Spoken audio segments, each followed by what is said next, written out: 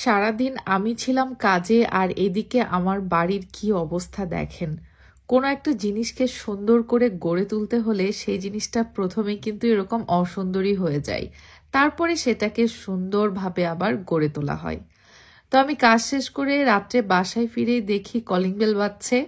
দরজাটা খুলেই দেখি অনেক একটা ব্যাগ নিয়ে দাঁড়িয়ে আছে। সিথি নাকি রান্নাবান্না করে রেখে গেছে আমাকে দিয়ে যাওয়ার জন্য। তো যেহেতু আমি বাসায় ছিলাম না সারাদিন, আর আপনাদের ভাইয়াও আমাদের নতুন বাসার কাজের ওখানে ব্যস্ত, তো এর জন্য অনেক এসেছে রাত্রেবেলা করে খাবারগুলো দিতে। তো এখানে অনেক রকমের রান্না বান্না করে সিথি দিয়ে গেছে যাতে আমার একটু কষ্ট কম হয়। অথচ দেখেন সে বেচারিরও কিন্তু জব আছে, সে জবের ফাঁকে গতকাল রাত্রে এগুলো রান্না করে রেখেছে আমার জন্য। আমার বাসায়ও কিন্তু রান্নাবান্না অনেক আছে, নেই যে তা না। নাহারাপুদের বাসা থেকে খাবার দিয়ে গেছিল, সেই খাবারগুলো এখনো রয়েছে। আমি নিজেও রান্নাবান্না করেছি। তারপরও আসলে বলে না যে আপন মানুষ কোনোভাবেই কথা শুনে না। তারা হয়তো ভাবে যে কষ্ট হবে, এই জন্য একটু একটু করে যে যতটুকু পারছে কিন্তু ঠিকই দিয়ে যাচ্ছে। আর আসলে বিদেশ জীবন এতটুকুই, আলহামদুলিল্লাহ, এতটুকুই আসলে সাহায্য সহযোগিতা কয়জন পাই।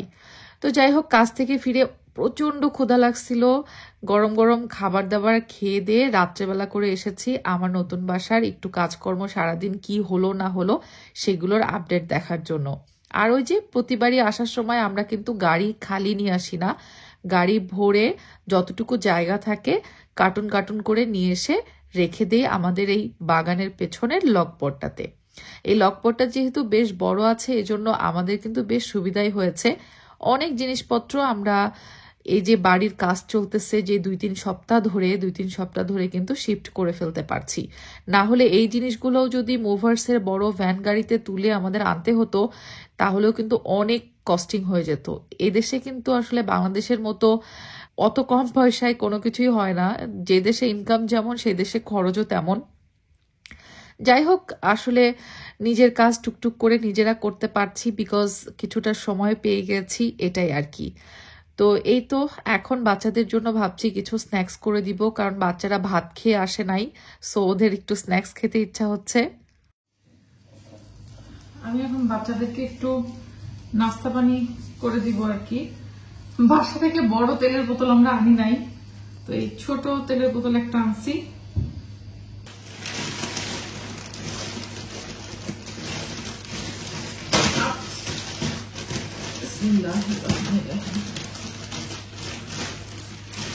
আপনাদের ভাইয়া এখানকার ফ্রিজেই হচ্ছে পটেটো বাইটস, তারপর আরো কিছু কিছু জিনিস নিয়ে এসে রাখছিল।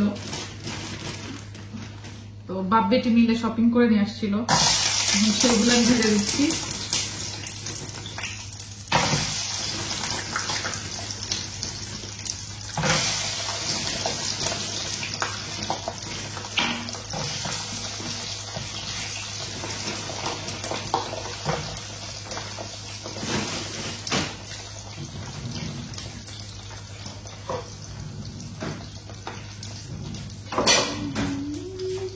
সারাদিন তো বাসার অনেক কাজকর্ম হয়েছে, আমি সন্ধ্যার পরে এসে দেখে তো আমার মাথা পুরা ঘুরাচ্ছে। যাই হোক, তারপরে এসে হালকা একটু ক্লিন করেছি, বাচ্চাদেরকে নাস্তা পানিও করে দিচ্ছি। আমরা দুজনেই ভাত খেয়ে এসেছি, সারাদিন যেহেতু খাওয়া দাওয়া করিনি, ক্ষুধার্ত ছিলাম। আর সিথি যেহেতু মজার মজার তরকারি রান্নাও করে দিয়েছে, সো একবারে ডিনারটা সেরেই আমরা এসেছি এই বাসার কাজগুলো দেখার জন্য। আপনাদের ভাইয়া সকাল থেকে কি কি করেছে চলুন সেগুলো আপনাদের সাথে একটু শেয়ার করি। আমি তো চলে গিয়েছিলাম কাজে, এদিকে আপনাদের ভাইয়া কিন্তু বিভিন্ন জিনিস কেনাকাটা করে ঘরের অনেক কাজকর্ম করেছে। তো চলেন আপনাদের ভাইয়ার ধারণ করা সেই ভিডিওগুলো একটু দেখে নিই। ড্রয়িং টাইমে কোনো হাত দেওয়া হয় নাই, শুধুমাত্র এই যে ফটোগুলা পুটিং করা হয়েছে। তাছাড়া এখন বাসার ভেতরে এই অবস্থা, এই যে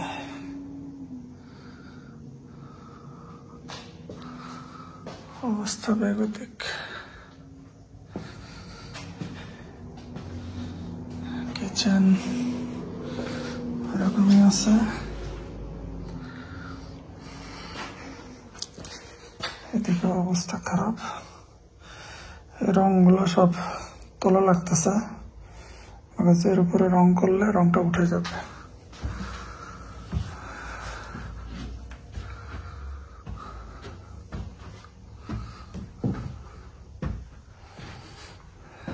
যে আমি দরজাতে মেডিসিন দিয়ে রাখছি।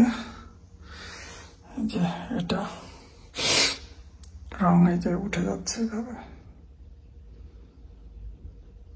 পরে স্ক্র্যাপার দিয়ে টান দিলে ওগুলো পড়ে যাচ্ছে। এটা মোটামুটি ডান। সাইডেও করতে হচ্ছে, এই যে পুরো সাইডে।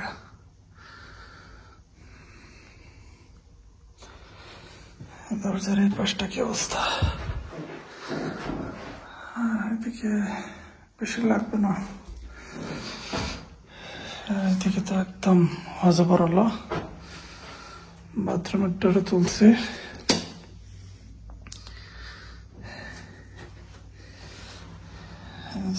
এই রুমের কি অবস্থা।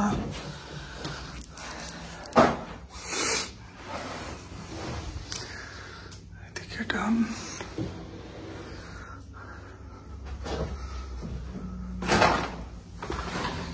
এটার পেছনে কি উঠে যাচ্ছে, তোলা হয়েছে।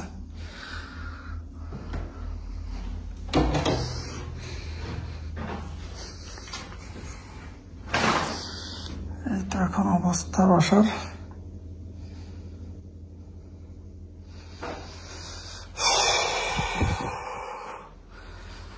ডলাডলি করা হয়েছে, একেবারে ধুলা ভরা চারিদিকে। এই জন্য আজ কয়দিন ইয়েকে আনি না,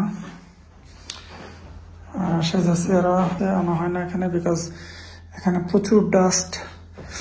আমি মাস্ক করে কাজ করতেছি, তো এর ভিতরে ওরা আসলে অসুস্থ হয়ে যাবে বাচ্চাদের। এখন আমার চিন্তা হচ্ছে এগুলো আমি পরিষ্কার করবো কিভাবে। টর্চের ভিতরেও এখানেও ময়লা হয়েছে, কারণ এখানে ইয়ে ছিল, ফোটা ফোটা ছিল, ওই যে ওখানে ছিল, এখানে এখানে তো এখানে ওয়াশ করতে হবে। প্লাস টর্চের এই যে এখানে ওরা অনেক ফোটা ছিল, এখানে বন্ধ করছি, দেখা যাচ্ছে কিনা জানি না। স্যান্ডিং করা হয়নি এখনো, স্যান্ডিং করতে হবে।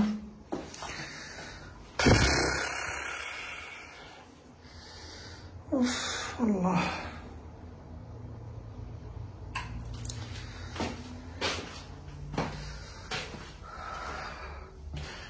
ওয়াশ করতে তো কম সারা হয়ে যাবে। দেখতেই তো পাচ্ছেন আমার বাসার এখন কি অবস্থা।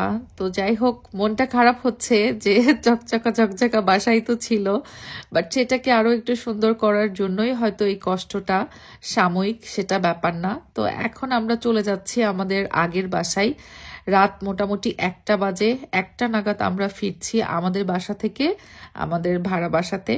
যেহেতু এখনো আমরা ওখানেই থাকছি, তো 2 বাসাতেই আসলে আমাদের এখন থাকা হচ্ছে, 2 বাসাতেই আমাদের যাতায়াত, খাওয়া দাওয়া সবকিছুই চলছে। এই তো সবকিছু মিলিয়ে আলহামদুলিল্লাহ।